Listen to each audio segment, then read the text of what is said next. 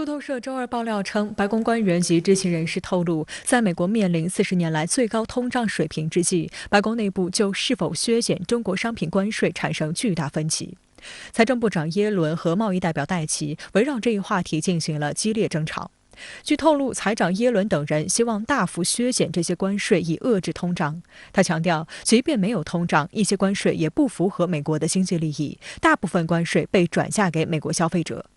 耶伦的观点受到商务部长雷蒙多以及拜登的副国家安全顾问戴利普辛格的支持，但301条款的决策方美国贸易代表戴奇则强烈反对。他希望不要在削减或者豁免对华关税上迅速采取行动，要从美国政府战略的角度看问题。所给出的理由是保护美国就业以及针对中国在全球市场的行为。戴奇还指责耶伦提出的削减关税以降低通胀的说法是介于虚构或某种学术实践之间的东西。但美国媒体强调，耶伦是上一任美联储主席，他在如何降低通胀方面是绝对的权威。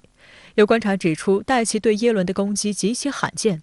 路透社也认为，历史上白宫在经济政策上保持高度团结一致，但目前面对高通胀，拜登执政团队已经乱了方寸。戴奇他更多的是从平衡美国的这样一个对外贸易这个赤字，然后呢，这个保护美国国内产业的这样一个考虑。而耶伦呢，我们看他更多的是为了平衡美国的这样一个财政，同时呢，为了压降美国的这个通胀水平，反映出他们基于各自不同的这样一个政策立场以及他们的部门利益，所以给出的不同的这个政策主张。戴奇提出了这样一个新的一个概念，叫新战略性关税，但我个人认为这更多是个玩文字游戏。美国白宫网站日前发布总统声明称，降低通货膨胀是联邦政府的首要经济任务。但外界注意到，在对华关税问题上，美国总统拜登似乎也无法说服耶伦或者戴奇做出总统的决断。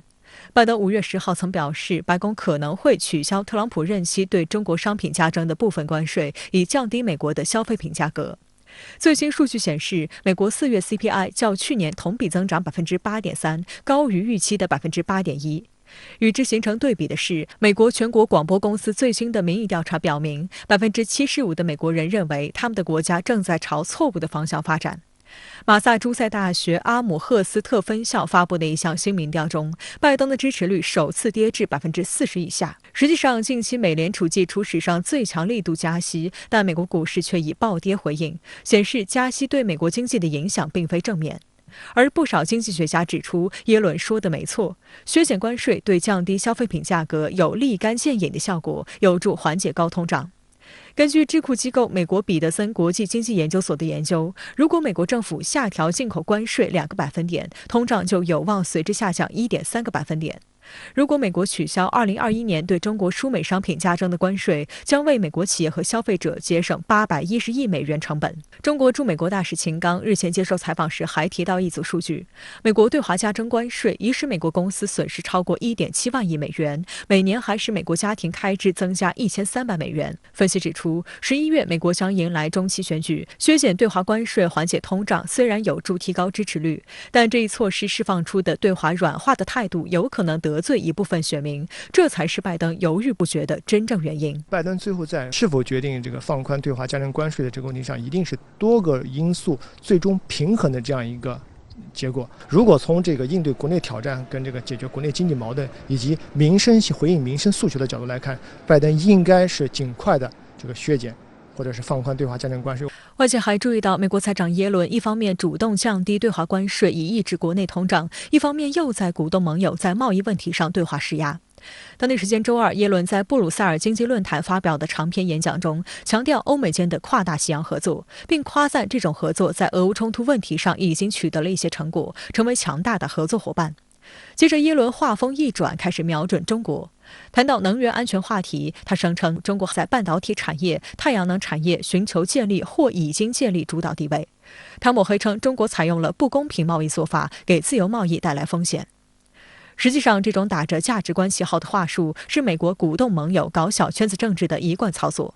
针对耶伦相关言论，中国外交部发言人汪文斌周三指出，到底是哪个国家口口声声地表示要从实力地位出发跟别国打交道？哪个国家滥用经济金融科技霸权地位，将其作为遏制打压他国、谋取地缘政治势力的杠杆？国际社会对此看的是清清楚楚。美方一些人整天沉迷于威逼裹挟盟友，搞恶华小圈子，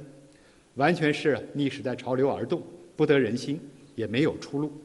它本质上反映出了美国就是以这种非常强烈的以美国为中心的这样一个政策主张，他希望其他国家都按他的这个政策意志，包括政策利益、战略利益来行事，但是是不可能的，因为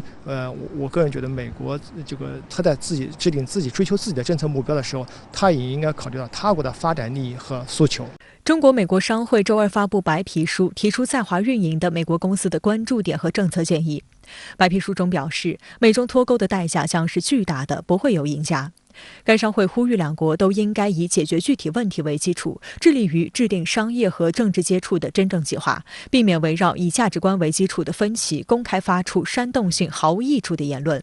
中国美国商会呼吁停止泛化国家安全概念，冲击中美正常经贸活动。国家安全行动应该尽量减少对贸易的限制，应该扩大关税豁免项目以推动贸易，这对双方都是有利的。人为筑墙脱钩，违背经济规律和市场规则，损人不利己。希望美方认真倾听美国企业发出的理性务实声音。